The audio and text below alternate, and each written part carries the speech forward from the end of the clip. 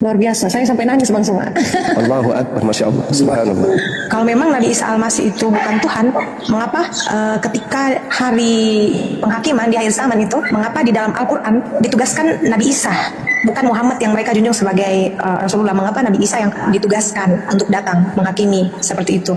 Nah, itu yang menjadi pegangan kekuatan bagi saudara-saudara Kristen bahwa di akhir zaman itu Tuhan saya sendiri yang datang untuk mengatakan bahwa inilah aku, jalan keselamatan, seperti itu. Dan di Muslim sendiri, di Al-Quran sendiri menyaksikan itu. Apakah itu benar atau gimana Bang? Iya, baik. Kenapa Nabi Isa yang turun? Alasannya karena ada tugas yang harus dia selesaikan. Apa tugas itu? Menghakimi. Ketika dia datang sebagai hakim, berarti ada yang terdakwa. Siapa yang terdakwa ini? Dia yang telah, mereka yang telah mempermalukan Nabi Isa di hadapan pencipta. Makanya dalam Al-Quran itu beliau ditanyai, wa isqalallahu ya Isa bin Maryam anta qulta linnas, wahai engkau Isa, hambaku ciptaanku yang kuciptakan tanpa ayah, apakah engkau yang mengajarkan orang-orang tersebut mempertuhankan, menjadikan engkau sebagai Tuhan selain daripada aku? Apa kata Nabi Isa? Qala subhanaka ma yakunu li an aqula ma laysa li bihaqq. Maha suci engkau wahai Tuhanku, tidaklah patut aku berkata sesuatu yang bukan hakku untuk aku katakan. Jika aku mengatakan itu, pasti engkau mengetahui. Ma qultu lahum illa ma amartani bi an ya'budullah rabbi wa rabbakum. Aku hanya berkata, mengajarkan kepada mereka, sembahlah Allah Tuhanku dan Tuhanmu. Sehingga Al-Quran mengatakan, idza husyiran nasu, apabila nanti manusia dikumpulkan, dihimpunkan, apa yang mereka sembah selain daripada Allah akan menjadi musuh bagi mereka. Artinya Yesus itu adalah manusia yang disembah oleh manusia selain daripada Allah. Apakah Yesus akan memusuhi Kristen? Matius 7, 22, 23. Ternyata betul, Yesus memusuhi orang Kristen. Lalu kemudian di dalam Al-Quran ayat yang sama, dan pemujaan-pemujaan yang mereka lakukan ketika hidup di dunia akan diingkari. Apakah Yesus mengingkari penyembahan Kristen? Ternyata Matius 7 nomor 22 sampai 23. Betul, mereka yang memanggil Yesus Tuhan, memuji Yesus, bernubuat, mengusir setan, bermujizat, ternyata ditolak oleh Yesus. Apa kata Yesus? Enyahlah daripadaku, kalian semua adalah pembuat kejahatan. Itu yang kedua, yang pertama. Yang kedua, Nabi Isa turun ke atas muka bumi ini untuk apa? Wa in min ahlil kitab illa la yu'minanna bihi qabla al-mauti wa yaumal qiyamati yakunu alaihim syahida. Itu kata Al-Quran. Tidak ada seorang pun di antara ahli kitab yang tidak beriman kepada Nabi Isa alaihissalam menjelang kematiannya, dan pada hari kiamat Nabi Isa akan menjadi saksi atas mereka. Lalu kemudian ketika Nabi Isa turun sebagai hakim, siapa yang mau dihakimi? Umat Islam mau dihakimi. Apa alasannya umat Islam mau dihakimi? Nabi Isa tidak datang untuk umat Islam, Nabi Isa datang untuk Bani Israel. Maka yang dihakimi adalah mereka yang terdakwa. Kenapa mereka terdakwa? Karena mereka melakukan pengingkaran kepada ajaran Nabi Isa ketika Nabi Isa datang kepada Bani Israel. Apa yang dikatakan oleh Nabi Isa alaihissalam? Maqultulahum, saya tidak berkata sesuatu yang bukan hakku. Yang aku katakan, sembahlah Allah Tuhanku dan Tuhanmu. Di dalam Yohanes 12 nomor 48, apa kata Yesus? Barang siapa yang menolak aku dan tidak menerima firmanku, dia sudah ada hakimnya, yaitu firman yang telah aku katakan kepada mereka. Firman itulah kelak yang akan menjadi hakimnya di akhir zaman. Anda Yesus memerintahkan manusia beribadah pada hari Minggu? Tak ada. Anda Yesus memerintahkan kemudian menyembah dirinya? Tak ada. Anda Yesus mengajarkan makan babi? Tak ada. Anda Yesus mengajarkan untuk merasulkan Paulus? Tak ada. Anda Yesus mengajarkan untuk ke gereja? Tak ada. Anda Yesus mengajarkan untuk tidak bersunat? Tak ada. Lalu apa kemudian bisa dihakimi di Islam dari Yesus? Tak ada. Yang dihakimi adalah orang yang mengaku-ngaku pengikutnya, membawa-bawa pengikutnya, tetapi mempermalukan dirinya di hadapan Tuhannya. Makanya dikatakan datangnya Yesus menghakimi berdasarkan dengan perkataan dan firman yang ia sampaikan kepada Bani Israel. Matius 10 nomor 5 nomor 6 misalnya, Yesus berpesan kepada ke-12 muridnya. Apa pesan Yesus? Wahai muridku, ya paman, jangan kau ke bangsa lain, tapi pergilah kepada domba yang sesat dari bangsa Israel. Kata siapa? Kata Yesus. Yesus nanti kelak datang menghakimi orang-orang ini. Tahu, pada saat aku nasihatkan jangan ke bangsa lain, ada di antaramu yang pergi ke bangsa lain sampai orang-orang ini menuhankan aku. Oh tidak Yesus, sepeninggalmu kami teraniaya, sepeninggalmu kami dibunuh, sepeninggalmu kami dipenjara, sepeninggalmu kemudian kami dihakimi. Siapa pelakunya? Sang pembinasa keji yang duduk dan ngaku-ngaku sebagai pengikutmu, ngaku-ngaku sebagai utusanmu, ngaku-ngaku sebagai rasulmu. Siapa namanya? Itu dia, Paulus. Dialah yang menyebabkan engkau menjadi Tuhan setelah engkau terangkat. Sedangkan tak ada firman yang kau sampaikan kepada kami, sembahlah aku, Tuhankanlah aku adalah firman yang menjadi manusia, aku adalah Bapa yang inkarnasi jadi manusia. Kamu tidak pernah mengatakan itu. Makanya kami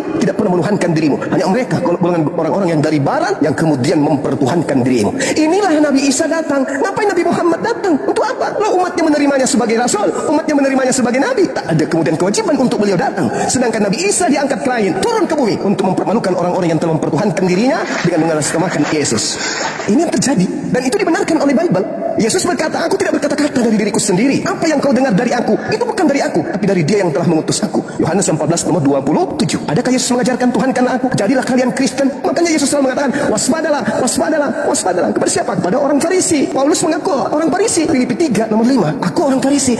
Kebetulan Yesus selalu minta muridnya agar waspada kepada orang Farisi tersebut. Nah, adakah kemudian Bani Israel waspada kepada orang Farisi? Yes, sampai hari ini Yudaism masih ada. Siapa yang menerima orang Farisi ini menjadi rasul? Orang Barat, orang Roma, orang Yunani. Kenapa dengan mudah mereka percaya? Karena Paulus tahu tahu orang Roma, orang Yunani, konsep keagamaannya adalah triteos, tridewa, 3 dewa, makan babi, tidak bersunat, ibadah minggu, perayaan dewa Horus. Ya, Paulus tahu itu, maka dia menjual agama yang dicocok-cocokkan dengan orang Barat, orang Romawi, orang Yunani penjajah pada masa itu. Ajarannya diterima. Yes, kenapa diterima? Karena mereka menyembah dewa Horus tapi fiktif. Mereka menyembah dewa Zeus tapi tak pernah nampak. Mereka menyembah kemudian Hercules tapi hanya angan-angan nenek moyang mereka. Dewa-dewa mereka tak pernah nuzul. Tapi ketika mereka melihat Yesus membangkitkan orang mati, membuat orang lumpuh berjalan, orang buta melihat, mereka takjub. Oh, inilah Tuhan kita, inilah dewa kita. Dijuallah kemudian ke Roma dan Yunani, diterima. Resmilah abad keempat Yesus menjadi Tuhan bagi mereka, menggantikan dewa Horus. Itu faktanya. Kesalahan inilah sehingga Allah mengutus Islam dengan Al-Quran untuk meluruskan. Ya ahlal kitab, qad ja'akum rasuluna yubayyinu lakum, wahai ahli kitab, Yahudi, Nasara dan orang-orang zalim yang ada di antara keduanya, telah datang nabiku kepadamu, yaitu baginda Rasulullah Muhammad sallallahu alaihi wasallam. Barang siapa yang ingin selamat, ikut. Dia membawa kitabullah, dia membawa cahaya, yaitu dinul Islam. Ikut. Tapi kalau kamu tidak ikut, hendak kemana kalian pergi? Aku akan minta kepada Bapa. Yohanes 14 nomor 26. Apa kata Yesus nomor 16?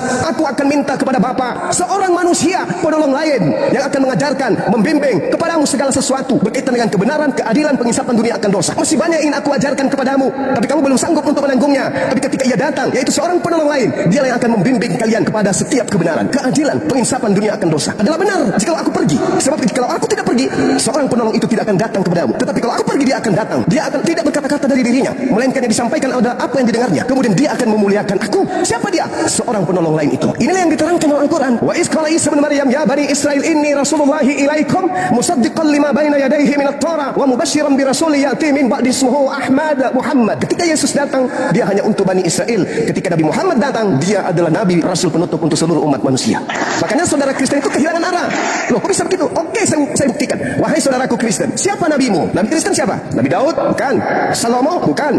Musa? Bukan. Abraham? Bukan. Yesus? Bukan. Nabinya Kristen siapa? Kitabnya banyak. Markus, Matius, Yohanes. Banyak kitabnya orang Kristen. Tapi nabinya siapa? Sebutkan satu aja. Tak ada, paman. Terus bait suci. Mana bait sucinya orang Kristen? Bait suci itu adalah bait Elohim yang di dalamnya tidak boleh masuk barang najis, tidak boleh masuk ke dalamnya. Orang yang tidak bersunat haram hukumnya masuk ke dalamnya. Orang yang tidak tahir tidak boleh masuk ke dalamnya. Orang yang tidak membasuh tangan, kaki, wajah tidak boleh masuk ke dalamnya. Tidak boleh. Orang yang makan babi, makanan-makanan yang dinajiskan, yang diharamkan oleh Torah, haram hukumnya masuk ke dalam. Mana bait sucinya orang Kristen? Tak ada. Yang ada cuma gedung, tempat bernyanyi-nyanyi, hari Minggu, hari Sabtu dan seterusnya. Bait sucinya mana? Tidak bisa dikatakan suci kalau di situ masih ada tidak bersunat. Tidak boleh. Tidak mandi junub, tidak boleh dikatakan bait suci.